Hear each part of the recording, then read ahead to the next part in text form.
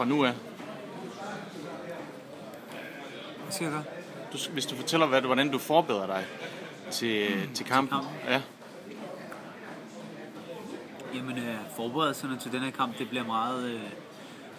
det bliver nogle lange løbeture om morgenen. Det bliver nogle længere sparringsomgange. Forstået i, at det bliver flere omgange og ikke længere end de 3 minutter. Og så, vi kommer til at spare mod folk, der minder meget med ham i hans boksestil. Og de kommer til at finde, nogle videoer med ham, hvor han bokser. Og det er, hvad der sådan skal ske i det her måned op til kampen. Ja. Har du hørt noget om ham? Altså... Nej, jeg har intet hørt om ham. Okay. Det bliver, jeg glæder mig lidt til at se lidt mere på ham, fordi han ser ud til at have en rigtig amerikaner-boksestil, en meget krøllet, og der svinger lidt, så det bliver fedt. Hvordan den kamp, du lige har overstået, hvordan er det, at den er overstået så hurtigt? Er det sådan en antiklimaks, eller er det bare fedt, at man kan afslutte det så hurtigt? Det er utroligt fedt.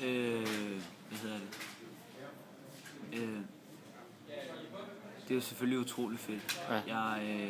Jeg går på skyene lige nu. Jeg har selvtilliden, den er i top, fordi det var min stærkeste modstander indtil videre.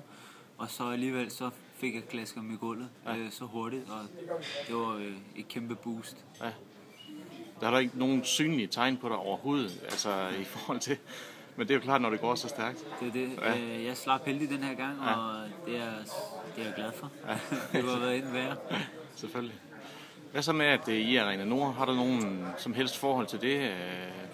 Altså, er du glad for det, eller er det bare et nyt sted altså, at komme til? Jeg er selvfølgelig utrolig glad for at være her, for jeg har aldrig været her før. Jeg har faktisk heller aldrig været heroppe. Så jeg tror, det bliver et helt vildt fedt arrangement, fordi det virker som om, at folk er meget engageret for at få noget op at køre. Og ja, så bare generelt, jeg tror, at handlen bliver utrolig fed med stemning og det hele. Tak for det.